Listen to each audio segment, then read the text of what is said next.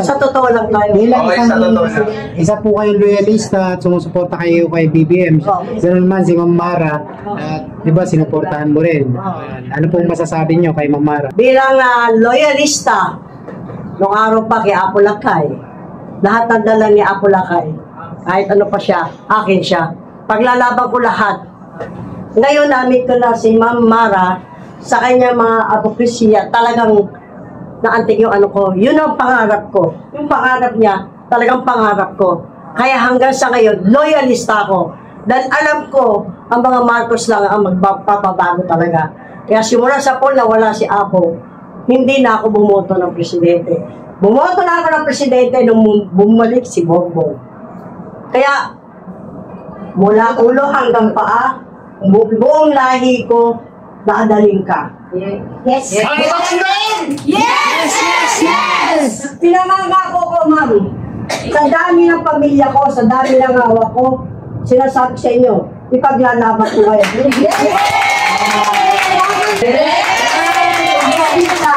Ang matakot, tulasin nila ako sa harapan nila. Nay, Sanay na ako. bilang isang loyalista po, ano po ang nagustuhan yung katangian kay Ma'am Mara na wala sa iba? Yung sinabi niya na pagtulong niya sa mga senior citizen, sa mga mahihirap, nakita ko ngayon, napanood ko, yung mga ginagawa niya sa mga may sakit, talagang yun din ang pangarap ko. Kung talaga ako binigyan ng Panginoon Diyos na maupo sa mga ganon, yun din ang pangarap ko. Mabigyan ng pagbabago at pagmamalasakit, pagmamahal sa kapwa. Yun ang ano ko talaga. Hanggang ngayon, pagkakot ako mo, ng 20 years na, maitatanong nyo ang paglilingkod ko sa barangay ko. Kahit wala akong pera, basta kailangan nila ako, natutulog ba, hating gabi mga Nay, bakit parating po ka, bibig mo yung pagbabago? Bakit kamusta kayo bilang... kasi wala naman na bago eh. Lagi siya nasabi, lahat at tumatakbo ng mga mayor namin. Pagbabago, ano pagbabago? Kaya sasabi ko, ano nakita niyo pagbabago? Wala na, di ba? Naramdaman niyo ba? Hindi! Bibigyan kayo ngayon ng 2,000, 3,000, ano? Wala na. Ano sinasakripisyo natin? Sinasakripisyo natin yung mga bata natin, pamilya natin. Pagkatapos makuha ang boto, wala nga kayo. Ay, tama. O, kaya kayo pinansin, di ba? Pinapansin lang tayo pag eleksyon. Yes. Pero pag hindi na eleksyon, nakataas ang mga ganyan. Kaya ang dapat... Diba? Yes! Totoo lang. Totoo lang, magpakatotoo tayo. 2,000 sandali lang yan.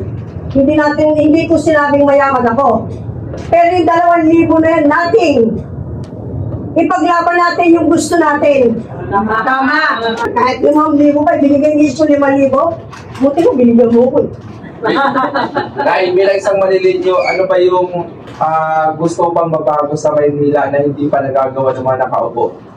Yung paglilingkod ng totoo. Yes! Yes! Lagi na pinapangako. Mababago. Lalo sa mga senior citizen. Anong ginagawa ninyo? Ginagawa nyo kami balatuba. Sa halagang 500 bago nyo ibigay ano? Ano ka? Humihingi ng gamot sa inyo, pumunta sa opisina ng mayor. Magkano binibigay nyo? 200? Pamasahe lang, kulang pa eh. Ako hindi ko pinagawa malaki. Pag may lumapit sa akin, may pera ako, kahit 1,000 binibigay ko. Yes. Hindi mayaman.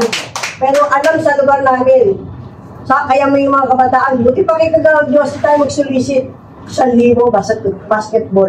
Kaya hawak ko kabataan. Paano yan may gustong bumalik sa lungsod ng Maynila daw para ano bang sa tingin mong dahilan bakit may gustong babalik sa Maynila? Sino babalik? Wala nang babalikan! Wala na siya! Diba? Naku, hindi ko talaga binoto yan. Wala, magpakatotoo tayo. Binibigay mo kaon, hindi ako naniniwala dyan. Ako naniniwala sa tagal kong kagawad, binibigyan mo kami. Ano binibigyan mo sa amin? Noodles, spaghetti, 1 kilo. Pinabibigay ko rin yun sa inyo na yan. Hindi ako mayabang. Bigay mo talaga sa iba. Kahit minsan. Dapat ipakita nyo ang pagmamahal nyo sa kapwa. Kaya kayo nandyan may pondo naman. Nasaan yung pondo? Asan yung budget? Di ba pakita nyo naman? Paramdam nyo naman. Lalo sa mga center, walang gamot. Para ano pa yung center? Isaran nyo na lang. Sigaw ng Manila! Yes! Yes! Yes! Dahil born ako sa puro tanong ng loyalista, ano ang masabi mo na kayo mga taga Maynila ay pasok kayo sa banga na nasa world record kayo na pang-5 sa kinakatakutan na cities sa buong mundo? Yun na nga kaya namin tutulungan si Ma'am Mara. Para matanggal yung sinasabi nilang yun. Kasi kung yan yung tatakbulit, wala talaga mangyayari. Kailangan natin ng pagtatago at bagong hahawak. Bago magpapatakbo. Kasi kung iba, magkakatotoo talaga yun. Mas lalala pa. Hindi, totoo talaga na pang-5 sila Oo nga, lalala pa. Hindi na pang-5. sa buong mundo. Totoo naman yun eh. Totoo yun. Malapit ang mga anong Pilipinas. Kaya nga, ma'am, sa mga pinaliwanag nyo, maasa po kami lahat. Sa minamahal ko at idol na idol kong BBM, please po, tulungan niyo po sa amin si ma'am. Tulungan niyo po kami mga taga Manileño. Nakikita niyo po ang hirap namin. Tulungan niyo po kami. Hindi na po kami umaasa sa mga nakaupo. Tama na po. Kayo na po pag-asa namin. At si Ma'am Mara na inyong... Ano naman po ang mensahe natin kay Ma'am Mara? Ang mga masasabi ko kay Ma'am, ngayon ko lang po kayo na-meet. Kasi matagal ko na po sinatanong, sino po ba yung Mara Tamundong? Kaya sabi ko, ngayon, nadinig ko lahat yung sinabi nyo. Talagang down to earth po ako. Yes! Ngayon po ako naniwala kasi kahit isa di ako naniniwala sa salita kasi how many times na silang nangako, walang natupad. Wala pa silang tinupad. Hanggang sa nangangampanya lang yun, nakimakinig. Si Ma'am Mara natuto. Kay Mama ko kasi, siyempre, kung hindi namin kayo masusubukan, walang mangyayari. Kailangan po namin supportan. Yes!